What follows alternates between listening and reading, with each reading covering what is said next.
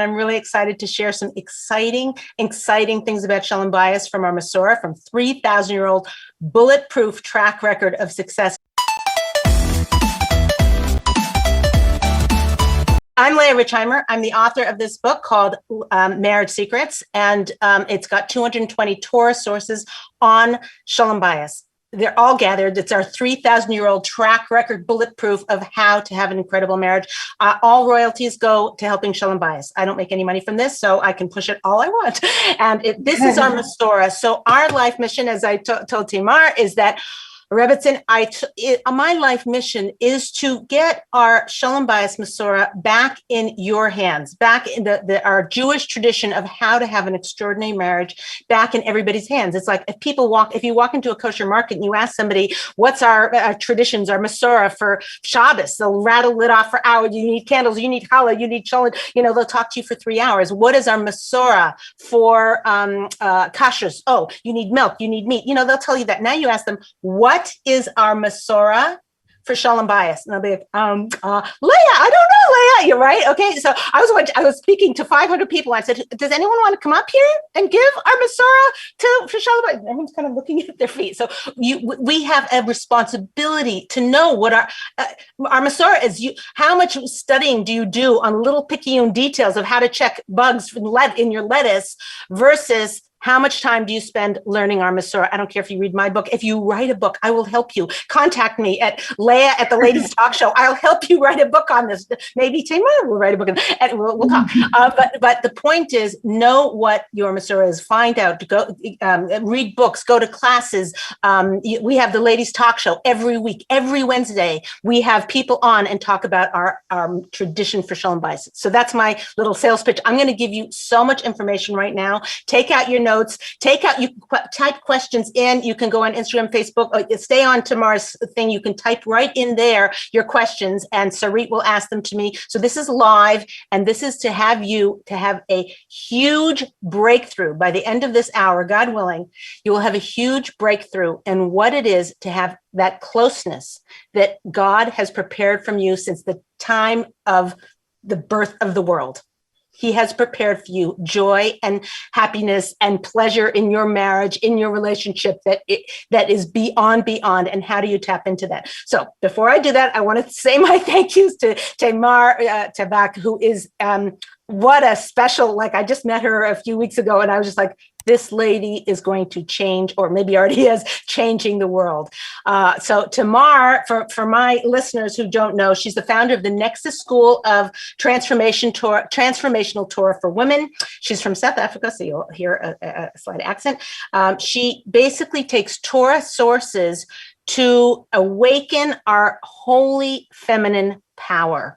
Does that sound awesome? Is that a gorgeous tagline? Hello, I want a piece of that. So you can follow up with her. She has lots of courses and lots of things you can do to sort of learn on a deeper level what's going on. And right now, did you want to say anything, Tamar, before did I say it all right? No, this is so awesome. You're on my show, I'm on your show all at once. This is just incredible energy. We're loving it. Okay, good. And please, I don't know how it has gone, ladies, in the past, but I'm a little bit gonna I have so much information. I was like, well, let me leave that out. No, I can't leave that or whatever. So I'm just gonna kind of rapid fired it. Please forgive me, but you can go back and watch again in slow motion or something like that. But I just want to get through everything. So I want to start with a story. Okay, just picture this. A guy is driving his car home from work or whatever, and his wife's minivan is in the driveway. So he parks out the front and looks at the minivan, and the door is wide open, and there's groceries spilling out all over the driveway and down the driveway, and things and paper cups rattling and blowing in the wind. He's like, oh my gosh, what happened? He walks up his front door. The front door is wide open, and there's puddles of water and wet, soggy towels everywhere. And he starts getting a little nervous. Now he goes into the kitchen. He's crunching on Cheerios as he's going through, and he's looking back and he's looking for his kids. He doesn't see anything. He sees in the backyard all kinds of sheets all over all the bushes. He now is panic stricken. He starts barreling up the stairs, and he's tripping over all the laundry from the last 3 weeks and laundry baskets or whatever. He gets up and he comes in and he opens the door, and his heart's pounding like this. And he looks at his wife, and he's like, what's going on? And his wife is sitting there and she's reading a magazine, just flipping the pages, whatever. And he goes, what happened? And she says, well, you know how every day you ask me, what did you do all day? And he says, yeah. Said, well, today I didn't do it. Okay. So today I do. So here's the very first mistake that couples make. And it has to do with appreciation. The cleaning, he just came home and he walked up the stairs. He never thought what it took to have those we take each other for granted. So there's two sides to appreciation. One side is a woman getting her own appreciation met, and the other is a woman appreciating her husband, and they're interconnected. Because you have to know this formula. The more you appreciate your husband, the more, in a spiritual sense, he may not say it because men are not so good at that, okay? He may not say it, but the more you appreciate him, the more he will appreciate you. But here is the problem. Now, I love props, so I'm starting with props. So isn't that the cutest little bucket? But this morning, my husband cut the bottom off, whatever, so I could say, okay, it does have a hole, but we a hole in your bucket. Okay. Leah, only you would even have such a bucket. Okay, isn't it adorable? Well, it came from an old fountain that we had, and I knew exactly where to find it because I'm a yucky, honorary yucky. My husband's yucky. Okay, so here's the thing. Women walk around with a completely bone dry appreciation bucket 24/7. They aren't here's the thing.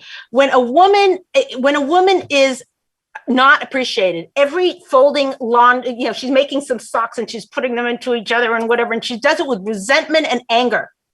When a woman is appreciated, she's like, I'm going to stay up till 3 a.m. and make 12 kugels. Her whole world is turned upside. She has more strength. She has more vitality. Here's the big problem. Most women feel that they got a defective husband from the factory because he does not know how to appreciate them. Ladies, what you have to know, men are, something is missing from their brain, their appreciation brain. You can tell your husband, I got a new dress. He's like, oh, that's nice, dear. You tell your girlfriend, she's like, oh, what color is it? That looks great. It's the purple matches the pink and the and it looks great with your hair, whatever it is. Women have a gift of appreciation. Men don't have that. So why would God do something so crazy as to give women a bottomless pit, an empty pit of needing appreciation, and marry her to a man who is not so good at giving it? Now, I don't want to be broad generalizations. There might be men who do this. So if you have one of those, good on you. You'll listen to the other four tips on the 4 mistakes people make. But for this, right, you have to understand most men, the majority of men do not know how to give the appreciation a woman needs. And certainly not in the quantity or they might say, oh, the food was good. Like, no. I went to 4 different places to find the right spice. What's that spice, Sarita? The hot spice, Sarita. I don't know. Just sriracha. My head that's what sriracha. I mean. Okay, whatever. I went to 8 places to get that, and whatever. And oh, that's nice, dear. So what this means, to get the appreciation you need, if a woman takes it upon herself to get that appreciation. Okay, is it as good to say, how did you like the soup, dear? Actually, don't say that because they'll say it needs more salt, needs less salt. You want to say, wasn't that soup delicious? And tell them, I went to 4 places to get the sriracha. Sriracha? Yes, you got it. Okay, and say, didn't it come out great? And aren't you thrilled or whatever? Then he's just going to say, yeah. You're going to let him off the hook. And guess what? Your appreciation bucket is going to be full. So the first lesson, the first mistake is about appreciation, and half of it is women getting the appreciation. There actually is a whole chapter in it that explains there's 6 different ways to get that appreciation. But I'm not going to go into it now. We have too many things to cover. So the issue is that get the appreciation you need. Your whole demeanor. You might be walking around feeling kind of glum and life isn't doing the way I want it to and so forth. And then you'll start getting appreciation. I've done this to thousands of women for many decades. And the women say, like, did you give a secret class to my husband? He's treating me so awesome. Solicit that appreciation. If he doesn't like it, talk him into it. say, I know that it's a little hard. I'm trying to make it easier on you, but I need the appreciation. Believe me, men slowly but surely will get used to it. Some men just love it. Okay, second thing. Leah, just quickly, Chaya from the Nexus on the chat wants to know, what's the difference between appreciation and validation? Ooh, I love that question. Good question. Thank you, Chaya. Okay, so validation is when you are feeling like your feelings don't matter. And having somebody acknowledge, I hear that. I know that's kind of, not the most obvious thing. I get that you're feeling that way, even though it wasn't that lady's fault that she did that to you and you're feeling like she doesn't like you. I don't think that that's really true. I think she does like you. She made that comment. I get how you're feeling. That's validation. Appreciation is saying thank you. Thank you. And so she kind of segued into my next topic, which is, this is still the mistake of appreciation. First, we covered a woman getting her appreciation. Now we're covering a man getting his appreciation. So you just have to know, and there's many sources for this. I have a lot of them there. You have the more gratitude and the more times you say thank you to your husband, the more the Shekhinah, the God's light, the God's presence will come into your home. This isn't Leah Richheimer's great idea. This is a fact from Chazal. Try this. It's guaranteed. The more you say thank you, the more blessing comes into your home. So I have a woman and she'll say to me, Leah, are you out of your mind? Like, for dinner tonight, I thought of the groceries. I went out and got the groceries. I decided what to get, what not to get. I brought it home. I put it away. I brought out the pots. I cleaned the dishes. I put out the whatever. I did all that stuff. The one thing he did out of the 20 things it took to make dinner, he brought in 2 bags in from my car and put them on the counter. I'm supposed to thank him for that? Are you out of your mind? I'm sorry to tell you, ladies, the answer is yes. And here's why. Because not only will he feel like, oh, next time he'll do 4 bags, maybe, okay, no guarantees, whatever. But the more your feeling of showing him appreciation for that will make you feel like I'm doing the right thing. I'm just keep pouring in the right thing. And it might take a week and it might take a month and it might take a year. But your husband, when you are giving him that sense of appreciation, it just will fill him and fill him and fill him. And you will see the results. This is guaranteed. This is Chazal. The Armasura's got all this is Rav Moshe Cordovero. All bracha comes from Shemayim through the husband and to the wife.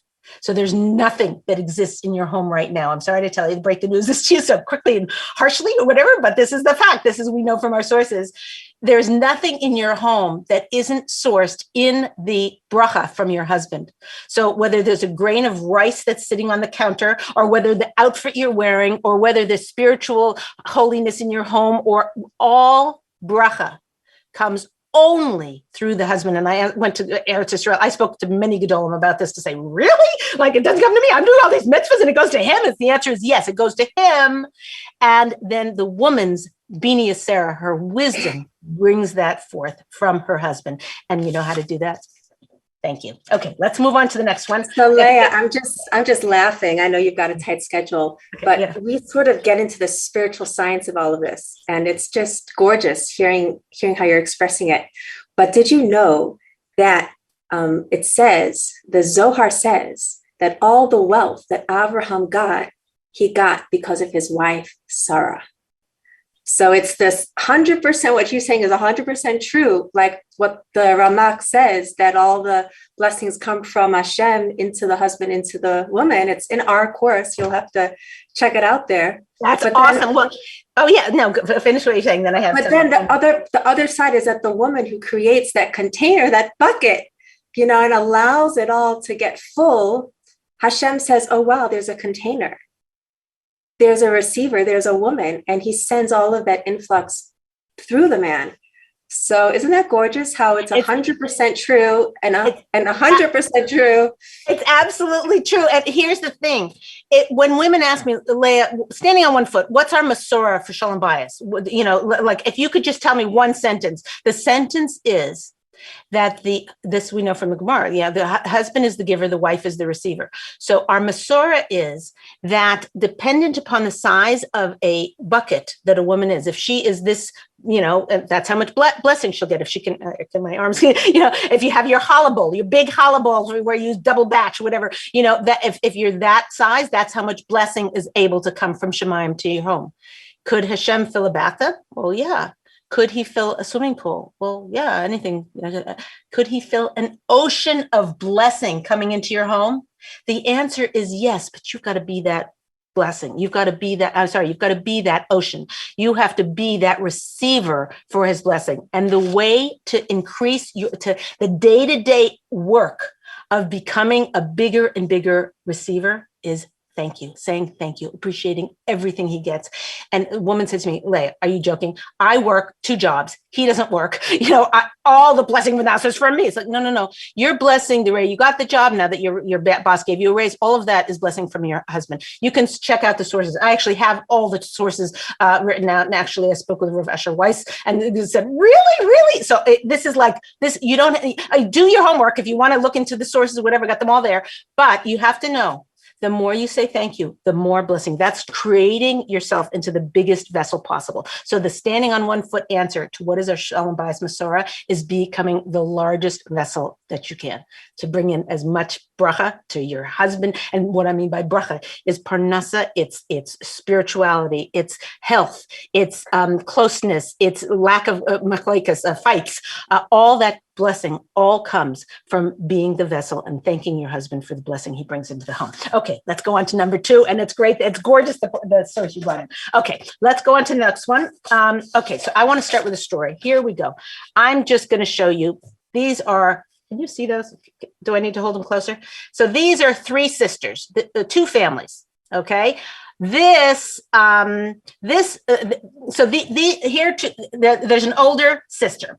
The older sister in both of these cases, their parents unfortunately got divorced when both of the sisters were 13 years old. Okay. This woman, that little girl in the middle there, right there, that older woman, when you ask her, she's 25 years old, and you ask her, can I ask you, what was the result of your divorce? Your parents' divorce. What did that do? She'll say, oh, well, 3 things. Number 1, it taught me you can't trust anybody.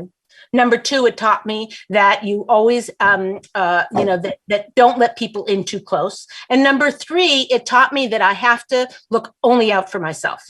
That's this woman. Okay. That's how she interpreted the divorce. Fine. Now you take this woman. Also, parents divorced at 13. She's the oldest girl there, one in the pink, whatever. She's the oldest girl. And you ask her at 25 years old, what did you learn from the divorce? And her answer is, from that divorce, it was a really tough time, but I learned that I could, through communicating with my sisters, I could have very, very close relationships no matter what. The second thing I learned is that I can survive anything. And the third thing I learned is that you've got to pick who you trust carefully, but then when you pick that person, go all in. That's what I learned. Okay, now, ladies, here's my question for you. And Tamar, this is my question to you also. It's like, which one do you want to be best friends with? Which one do you want to, go have as your confidant? Which woman is spending her life being a victim? And which woman is somebody who has taken her past and been able to catapult herself and grow herself into her full power and instead of being a victim? So here's the mistake number 2. It's blaming. So I want to go into, not blaming, that's not the next one. This is baggage. I have to have my notes out. What am I doing? It's carrying your baggage.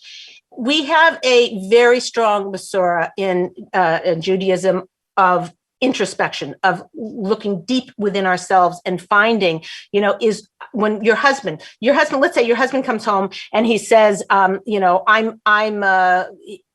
Oh, I've got a better example. A woman. She comes and she has her husband, her father. He's not trustworthy, so he doesn't come when he says he's going to come. He doesn't call when he's going to call. Even when he says I'm going to punish you, he doesn't punish him. He never keeps his word. Doesn't say anything. And this woman walks into a room with 200 trustworthy guys, and one guy who's not trustworthy. And of course, who does she beeline for and marry? Because of the familiarity factor. So now they're married, and he says, I'm going to be home, at 8:00. And she's like, yeah, right. All of this is baggage that she's carrying, just like this woman is carrying this baggage that is affecting her so deeply that she can't have a close relationship with her husband, her own husband, because she's got these blocks and this baggage. So this is very, very crucial for a woman to be able to understand. Listen, when you have a reaction, we all have emotional. I've heard other women have emotional reactions and don't treat other people well. I've heard this as a rumor. No, me also. Okay, fine. So women, so it doesn't take a lot to set our fuse, and they say something and they whatever. And we need to, in that moment, to think about, is this something my husband's doing, or is this based on my past dysfunctional patterns from my childhood? You have to know your childhood. You have to know. All parents make mistakes. If your parents, you make mistakes. That's humanity. Who knows how God runs the world and the chess pieces on the board? You're part of that. You're just a chess piece on the board. This happened. It's bad. You blame your parents. Get it? I get it. But you have to know the answer to this question yourself. Would you want dysfunctional things that happen from your childhood to keep you from closeness in your marriage? Of course not. So you have to do the introspection necessary. You have to think about what am I, and you can tell this by the things that charge you up immediately that you almost seem like you have no control over. Many of those can be traced to, your past, your history, your childhood, your raising that are predate your husband. Know that. So here's the lesson from this. Do your introspection, know what your triggers are, and own them. So what do I mean by owning them? Owning them means to understand that it's not your husband, that your baggage is affecting the relationship. So owning it would be if he says, I'm going to be home at 8, and he's not, and you've got all these triggers from your background. You can say something to him like, I really feel like, I hear that you say that you're going to be home at 8. It triggers in me a feeling from my father always saying he was late, and it just isn't. Can you just say you're going to try and hopefully we'll make it at 8, but 8-ish or something like that? And then your husband will be like, oh, okay, yeah, I get that. I could do that. But owning it means knowing what is making yourself tick from your history. Okay, fine. I want to say a quick thing actually about expectations. I think it's very crucial that a lot of the pain that we feel in marriage is that we really don't know what it is to be a wife. We don't know Armasura well enough to know what is a wife. He's treating me this way. I'm saying this to him. Shouldn't he be doing this and that and the other? And we don't really know. The lines have blurred, and we're on 60 years of cultural revolution upside down. Roles are all upside down and backwards. So we don't know what the Masora is, and we don't know what the answer is. So we suffer. And what I'm saying, if you learn our Masora, this you're like, oh, this is how. Oh, wait a sec. I should put my husband before my kids. Wait a sec. My kids are screaming. Really? That I should take care of my husband, not my kids. Our Masora is very clear. Your husband's number one. Your kids are, over here. Yes, be fruitful and multiply. I get that. Look in all the sources. You'll see the number one thing is your husband. And so many women put all of their energy and all of their focus on their kids, and their marriage suffers because of it. So learn Armasura. That's what I wanted to say. Okay. Let's go on to number 3. Oh, okay. We're doing okay for time. Okay. So I've got a quiz now. I've got a quiz for everybody. Wait, let's say goodbye to the ladies and try and reinterpret when you're doing the blaming. Try and reinterpret your history in a powerful way rather than being a victim. This is a game changer. Okay, now. Awesome, Leah. Awesome. Okay. Okay, so here we've got knives and forks. This is like this. I don't know. Maybe people don't use paper plates for Shabbos. Yes, so me neither. I only use finest china. Okay, so here you're out setting the pit. Here's the quiz. I have to have the napkin, being a yucky family. Okay, so here's the question. You go to set the table. You can either, what's the right thing? I'm going to give you a choice number A.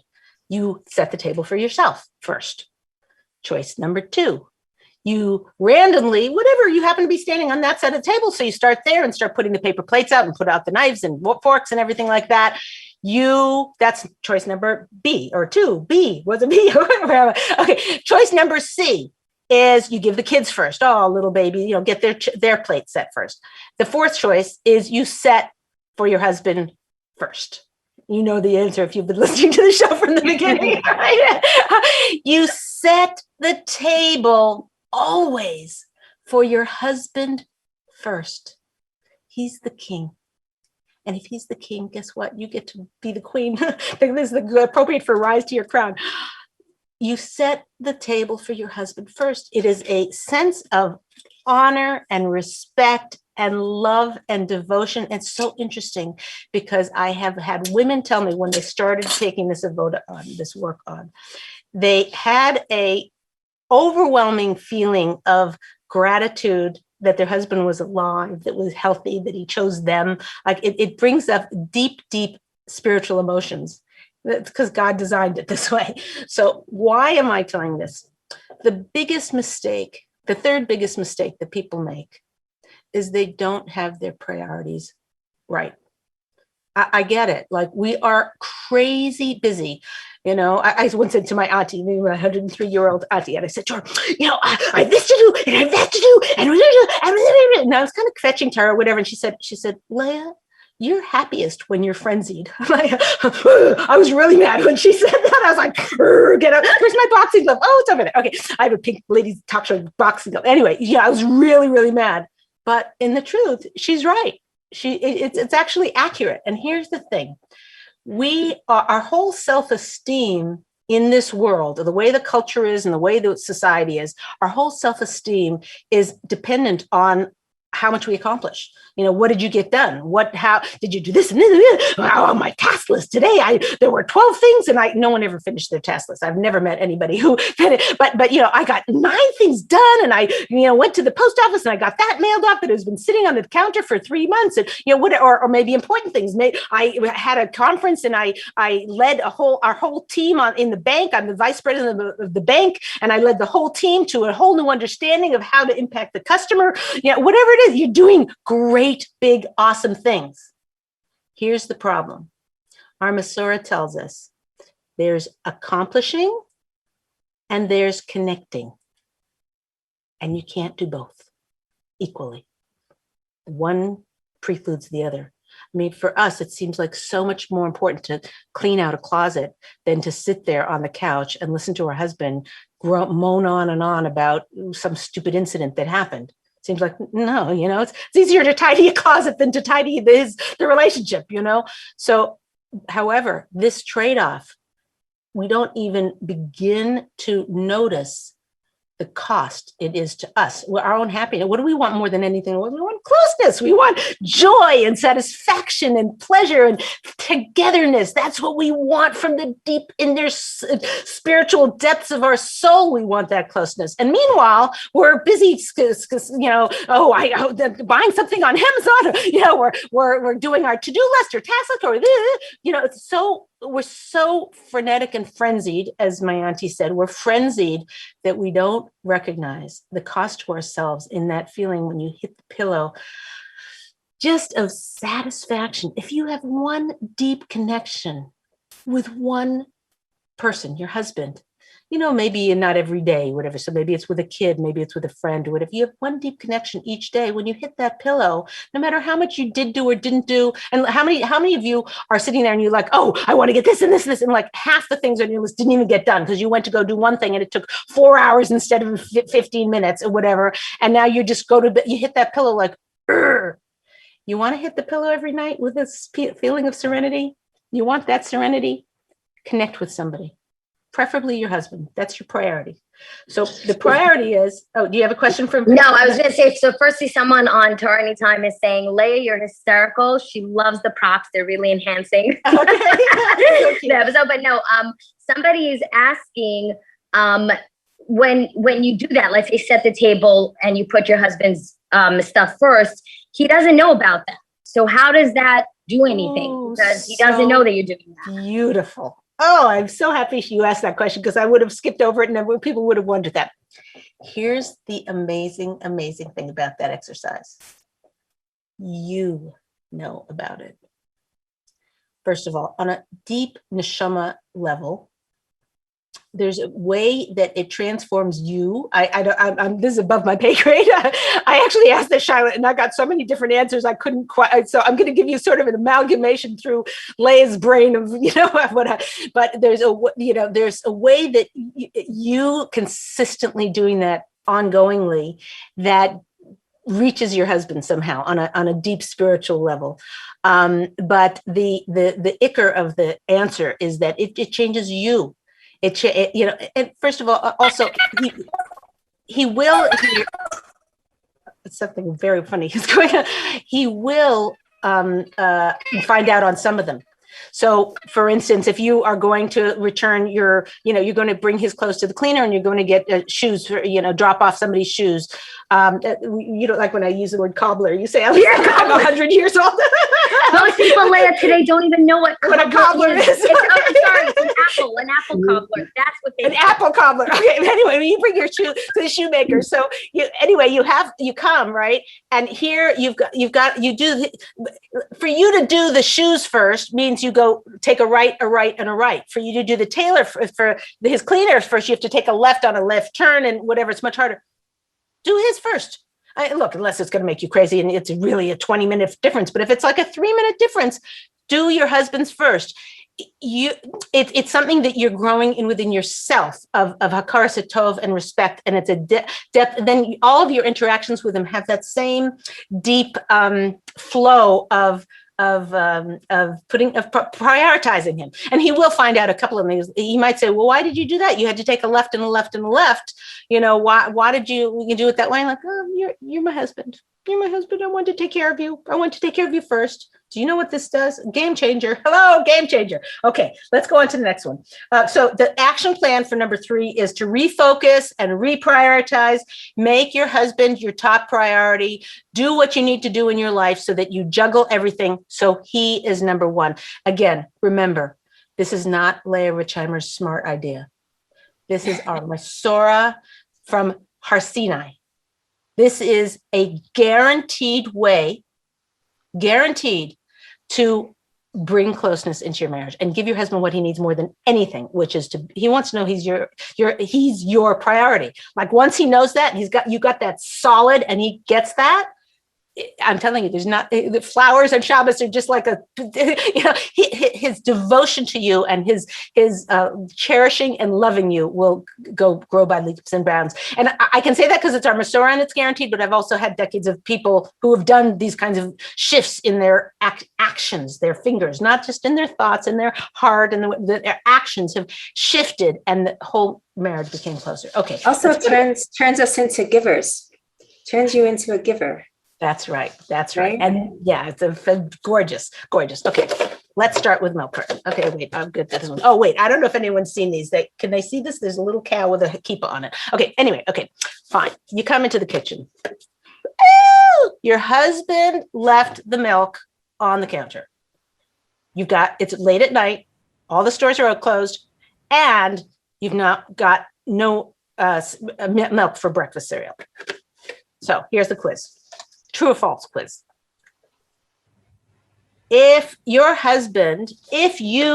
lash out at your husband and you say, I can't believe you did that, and what were you thinking, and now tomorrow morning we don't have breakfast and you're waking up early and making them toast because I don't have time, and blah, blah, blah. If you lash out, true or false, that will magically make the milk unsour.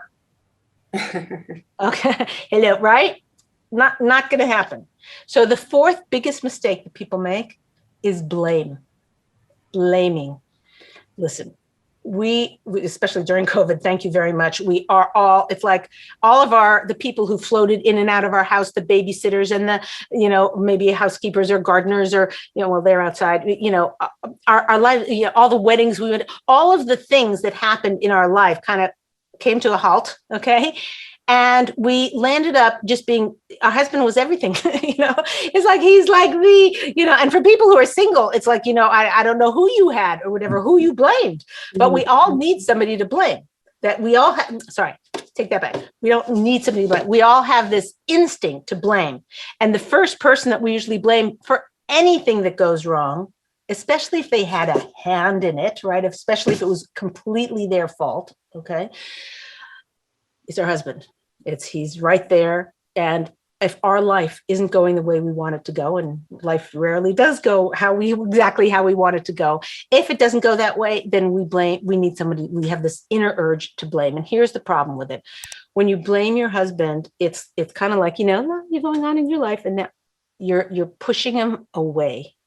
You're making him, over there.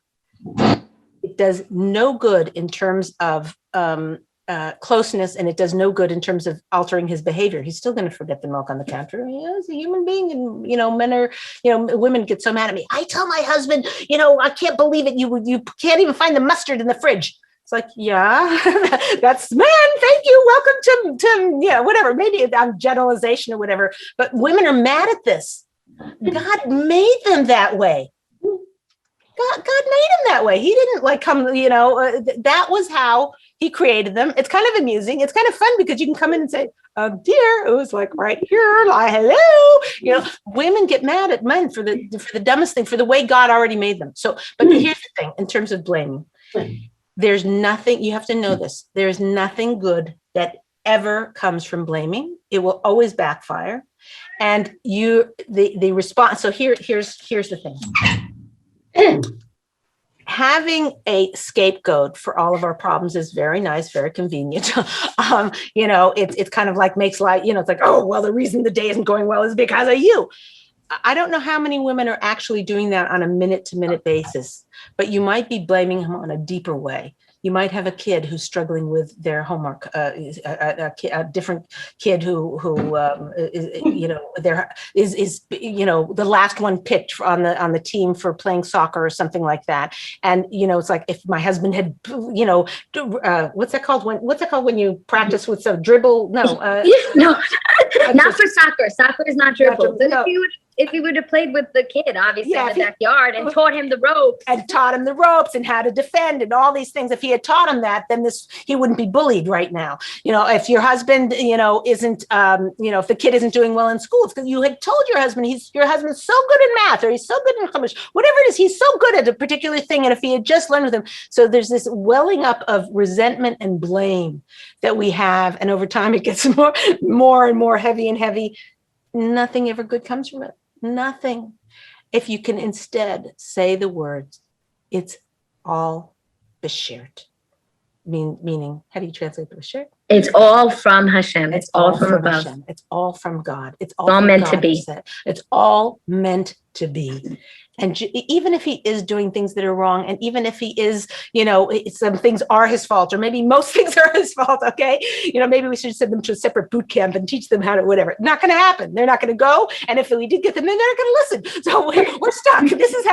But here you have to understand, if God had wanted men to have he could have put a computer chip right in their brain to teach them exactly how to be exactly appropriate in this area. If he didn't, it's because this is how he created them.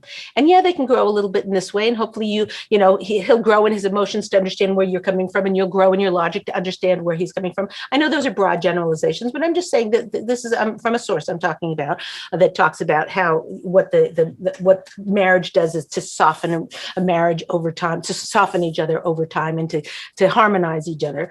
But the point is, blaming is always a fail. And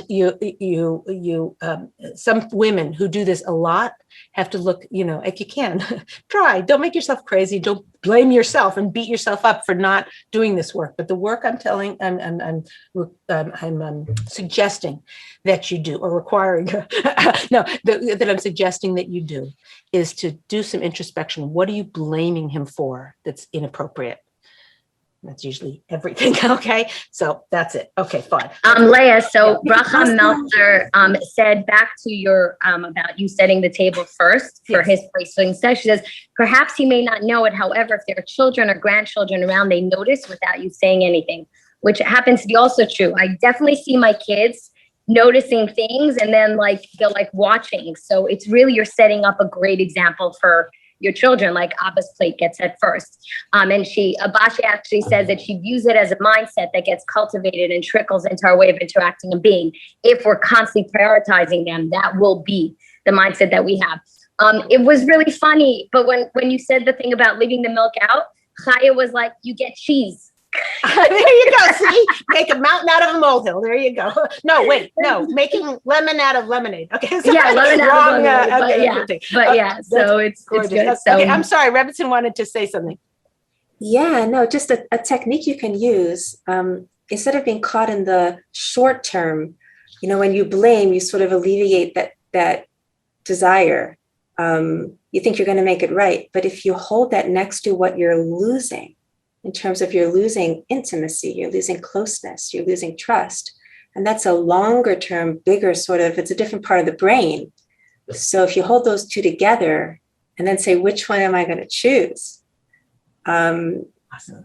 Yeah. In the moment. Wow. Yeah, Leah, see, I told you why Rebbetzin Taback is beyond. Yeah. Just gets it. I'm the humor and she's like, I got it. But actually, Tzipora shared, she said, yes, they feel they have an obligation and to keep us happy. And when we kvetch, they actually feel like failures. So Suri Horowitz asked, is it possible that they feel it even if the blaming is only in our head? If we're not blaming them vocally, but we're actually thinking the blame, do they feel that? Wow. Oh, that's a question? That's an answer. Yes, she wants to know. Is it possible that they will feel it? Of even course. If the blaming is only in our head? Of course. And it's in the look. It's like I'm taking this from what other women do to their husbands, having nothing to do with me. Okay. So no, yeah, it's kind of like, yeah, they know, they can feel it like thick molasses in the air. Yeah, Tzipora actually said, Tzipora Zion said, it's hard to hide what's in your head. There's this thing called body language. And of course, our tone of voice is a real giveaway. There you go. That's exactly it. Yeah, it's a real challenge to feel you can't kvetch and kvetching. Yeah, and it's fantastic. And I want to just say something about it, is that when you learn something, there's a difference between information and insight. So information is a whole bunch of data. Insight is when you see something and then from the internally, it goes right into your fingers. So here, what you want to understand is there's where we are and then there's the gap. Hello. There's a gap between where you are and where you want to be. So right now we're kind of pointing out where we are. Maybe some of you are elevated, you're way higher than all of us, but I'm just saying, and this is all an individual thing. There's no comparison.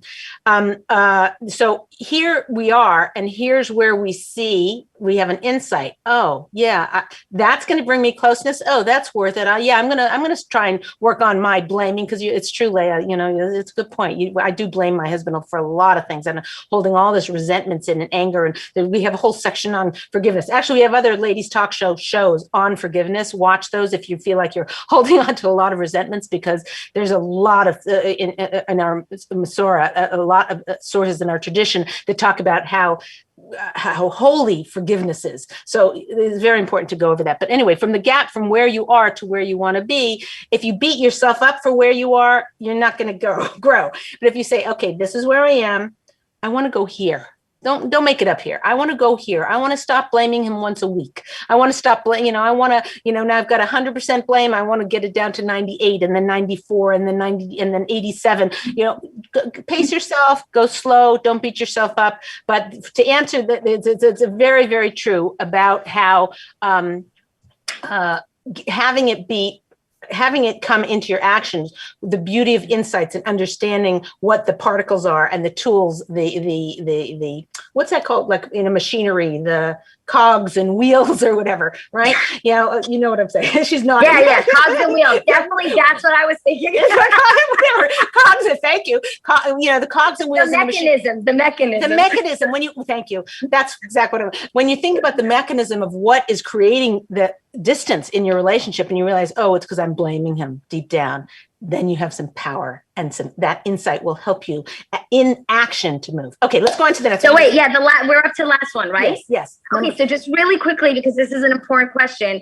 There was a lot going on in the thread about, kvetching and, men don't like the kvetching, but Ilana Glickman is saying that she agrees men don't like the kvetching, but then there's a certain lack, because when you have to turn to a friend to kvetch, that forms an intimacy and a closeness. And when you can't vent to your husband, you kind of feel like you'll miss something. It's a fabulous question. What was her name? Sorry. Thank you. Whoever. That is Ilana Glick. Ilana. So here's the thing, Ilana, you're 100% right.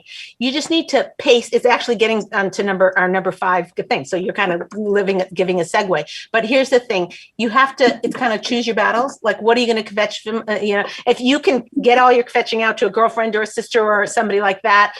And then when you bring it to him, you're not spending half an hour fetching, which you did to your girlfriends already, your 5 girlfriends, and you're on the treadmill and you talk to 14 people and told them all this horrible thing that happened to you or whatever it is. Okay. If you have that out of your system more, then when you talk to him about it, you can sort of think, oh, he'll want to hear this detail. He won't want to hear that, the whole saga. So choose it very well. And that gets into our next point, which is, well, first I'm going to actually do a quiz. So ready for this one? When you think of communication, what do you think of? Like, are you thinking of 2 people talking on a couch? Are you thinking of, people chatting on the phone? When you think of communication, I mean, is this what you're thinking about in communication? Hello, that's what we communicate. We have good communication. So here's what I want you to know. The single biggest secret. Are you writing this down, Alana?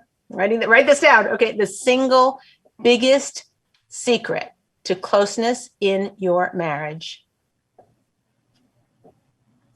Listening. It's listening. Okay. Oh, by the way, for our podcast listeners who are only audio, it was a picture of a woman screaming into a megaphone and her husband's like, yikes. Okay, so fine. The other picture I show is a picture, I should have said that all that. All right, whatever. Is a woman's listening. So here's the thing. The secret, I'm going to say it again. The secret to closeness is listening. So women think, they sit down at the table and, they go, this happened. And then, Moishi did this and they had a thing and then, went there and, and they're just, they think that's a communication. I totally get it. We have that need to share. But what they don't realize is that listening to their husband, asking questions is the key to closeness. So a woman said to me, look, are you kidding? How was your day? Fine. What, did anything happen with that big project you were doing at work? Yeah, nothing. Like, are you joking, Leah? Like, my husband doesn't talk. He doesn't want to talk. He doesn't, whatever. Like, what do you mean listen? So firstly, you have to understand a couple of things. One is that listening is, when a man has been, let's say you're married 10 years and you listened to him once on like the second date, he kind of shuts down or whatever. And he's happy to just listen to you tell all your things. And, there's a joy of there's a connectedness that happens when that's for sure true. And maybe he's going to talk less than you, but soliciting conversation from your husband it gives him a feeling, a sense of strength and being validation, sense of validation, and that you care and that you love him. So here's the thing. I gave this as an assignment, a bunch of students came and one woman came back and she said, Leah, I did the homework you gave us to listen to my husband. And you said, you have to listen for 15 minutes. So I was like, I had the dishes to finish doing. I had 2 kids who needed help with their homework. I had, about 14 emails, including one from the principal to respond to. And plus I had term papers to grade for my, for my course I was teaching. And she said, I had all of this going on. And I remembered it was the night before class or whatever. And I remembered I had to do this homework. So my husband was on the couch. I went and sat on the couch and I listened to him talk for 2 hours. And he talked all about work. My husband's an accountant. I was like biting my cheek to try and stay awake. Okay. It was the most miserable 2 hours. And she said, at the end, I'm like, I failed this. I didn't, and she said, and I kept asking him prodding questions like, oh, then he said that. And then he said this. And then, oh, really? And I acted interested and and I solicited all this thing. And at the end, it was a total fail. I didn't feel 1 inch closer to him. So, what'd you say? Oh, interference. Oh, interference. Okay. Yeah. So I didn't feel 1 inch closer to him. What was the point of that exercise? She said, I was really kind of annoyed. I was back at the dishes and it was like 12:30 at night. And I'm like, and then I looked behind me And we had all these cases of water bottles that we had bought from Costco. Do they have Costco now? No. Whatever. We had all these bottles that had been sitting by the counter for like 2 weeks. They were gone. And then I went into the bathroom and he had changed the roll. Can I say that on TV? I don't know, on whatever. Yeah. And he changed the roll. I'm like, where did this man come from? He's never in 20 years of marriage done anything like that. Here's the thing. When we take the time in communication and think of communication as listening, not as speaking, as listening, there's a closeness available in your marriage that is beyond anything you've had thus far. For those of you who for 10 years haven't listened, or 20 years or 30 years who haven't listened, I'm going to give you some tips on how to get started. But I just want you to know that it's a routine and a habit that the earlier in marriage it starts, the easier it'll go. But there, you can get there. It's a little bit of a hurdle, and he'll be like, "What do you want for it? I told you everything was fine at work." So pick up a hobby, go look up anything that he's into, or researching, or looking at, or whatever he is up to. Do some homework on it and ask him. Find good questions to ask. If he is into I don't know, something, ask his brother. What kinds of things or listen to what his conversation maybe is to his brother, what he talks to them about. Find out. And I'm telling you, some women, this is the first they're hearing of it. They've been married 30 years. The first they're hearing of it. We have many sources for this, by the way. So, again, and also, even if we didn't have sources, this is a try this at home. It's like, it's a guaranteed thing. Like, you'll try it and you're like, oh, wow, my husband, like, wow, he really, there's a closeness available there. You have to give this a try. Let me make sure I'm getting every little detail of this.